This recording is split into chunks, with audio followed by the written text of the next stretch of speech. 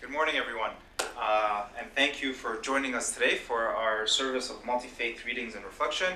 My name is Bavli. I'm one of the spiritual care chaplains here, and I'd like to welcome you all for today's service. So this is a service of Multifaith Readings and Reflections. So therefore, you will see throughout the service prayers and scriptures which represent some of our multi-faith community.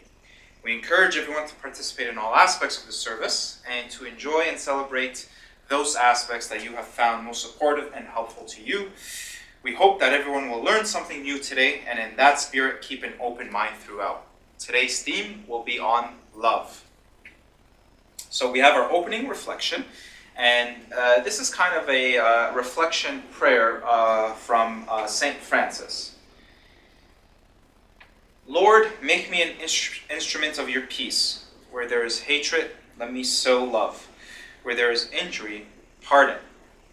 Where there is doubt, faith. Where there is despair, hope. Where there is darkness, light. Where there is sadness, joy. O Divine Master, grant that I may not so much seek to be consoled as to console, to be understood as to understand, to be loved as to love. For it is in giving that we receive, it is in pardoning that we are pardoned, and it is in dying that we are born again to eternal life. Our next reading will come to us from the Hindu tradition. I am ever present into those who have realized me in every creature. Seeing all of life as my manifestation, they are never separated from me. They worship me in all the hearts of all, and their actions proceed from me. Wherever they may live, they abide in me. When a person responds to the joy and sorrows of others as if they were their own, they have attained the highest state of spiritual union. Our next reading will come to us from the Jewish tradition. Happy is everyone who fears the Eternal One, who walks in God's ways. You shall eat the fruit of the labor of your hands. You shall be happy, and it shall go well with you. Your wife will be like a fruitful vine within your house. Your children will be like olive shoots around your table. Thus shall the man be blessed who fears the Eternal One. The Eternal One blesses you from Zion. May you see the prosperity of Jerusalem all the days of your life, and may you see your children's children. And our next reading comes to us from the Muslim tradition. We have appointed a law and a practice for every one of you. Had Allah willed, He would have made you a single community, but He wanted to test you regarding what has come to you. So compete with each other in doing good. Every one of you will return to Allah, and He will inform you regarding the things about which you deferred. Our next reading comes to us from the Christian tradition. Beloved, let us love one another, for love is of God, and he who loves is born of God and knows God. He who does not love does not know God, for God is love. No man has ever seen God, and if we love one another, God abides in us, and in His love is perfected in us. By this we know that we abide in Him and He in us, because He has given us of His own Spirit. There is no fear in love, but perfect love casts out fear. For fear has to do with punishment, and he who fears is not perfected in love. We love because He first loved us. If anyone says, I love God, and hates his brother, he is a liar. For he who does not love his brother, whom he has seen, cannot love God, whom he has not seen. And our next reading comes to us from the Buddhist tradition. He lets his mind enter one quarter of the world without thoughts of love, and so the second, and so the third, and so the fourth. And thus the whole wide world, above, below, around, and everywhere, does he continue to pervade with the heart of love, far-reaching, exalted, beyond measure. Just as a mighty trumpeter makes himself heard, and that without difficulty, in all of the four directions. Even so, of all the things that have the shape of life, there is not one that passes by or leaves aside, but regards them all with mind set free and deep felt love. Verily, this is the way and the state of union with the Brahman. Good morning, everyone, and thank you again for joining us for our service of Multifaith Readings and Reflection. My name is Bavli, and today's theme is on love. So I'm going to give just a small reflection on that. Love is a very powerful emotion that we experience in extreme highs. Love when we are surrounded by family, by friends, maybe a significant other.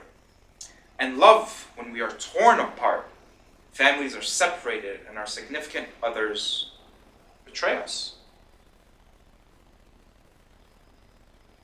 We all have love lives, as I do. And I've been in relationships where I've had partners cheat on me, partners lie to me, and partners let me down. But circumstances were present in my relationships that instigated all these hurts that occurred for me. It was probably the greatest pain I experienced in a very long time. To be betrayed and let down by someone who you trust and meant the world to you is not easy. Why are we drawn to each other? Why do we do things for others?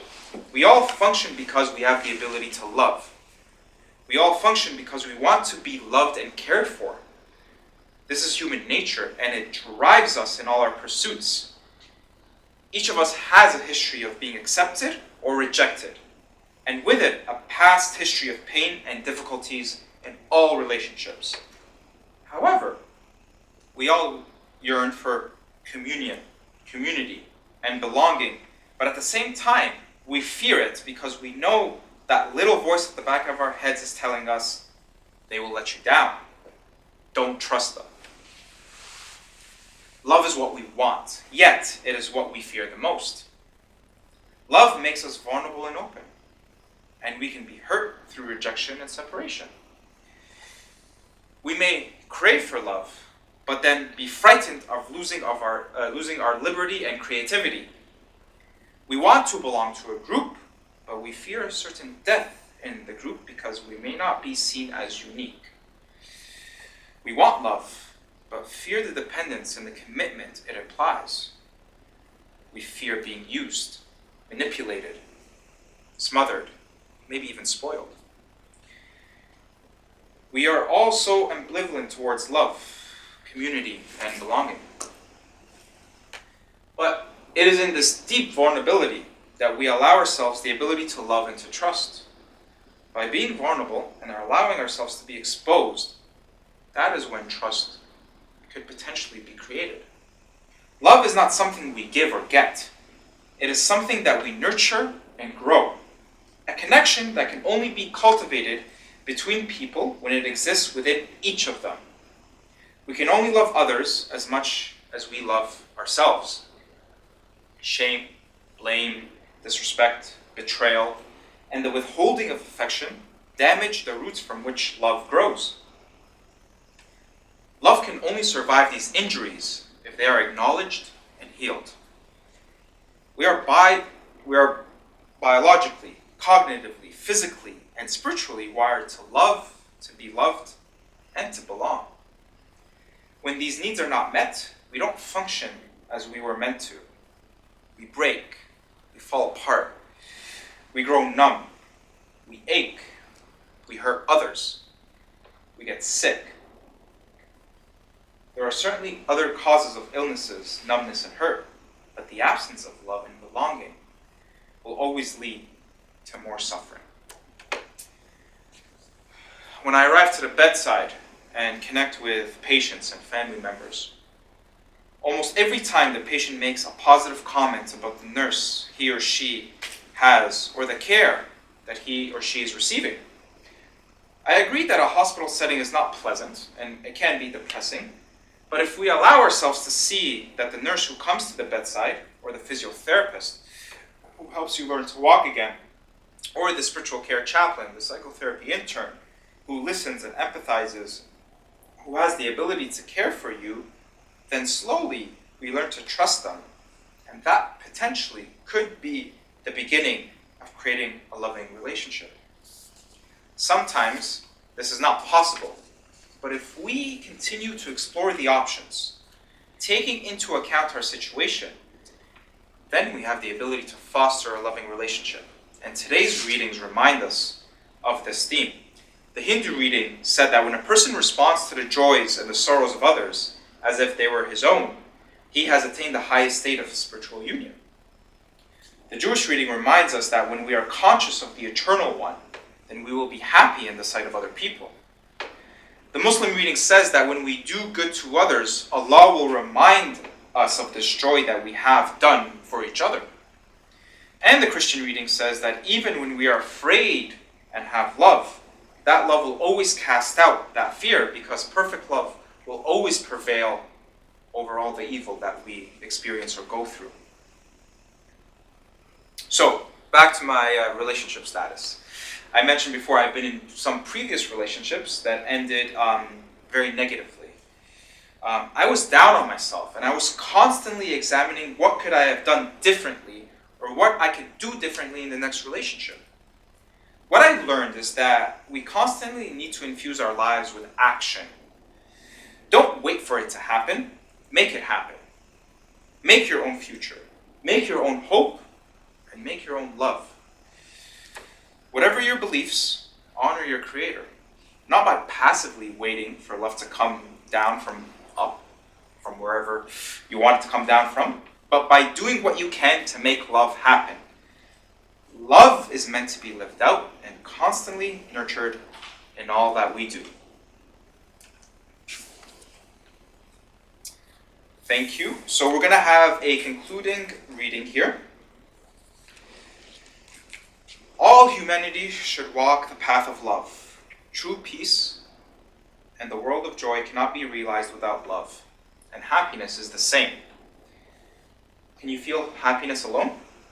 You can only feel true happiness when you are able to have a reciprocal relationship of love with one another. Freedom is the same. You cannot experience freedom alone. It can only be achieved through love and within love. You don't feel tired in the place of true love.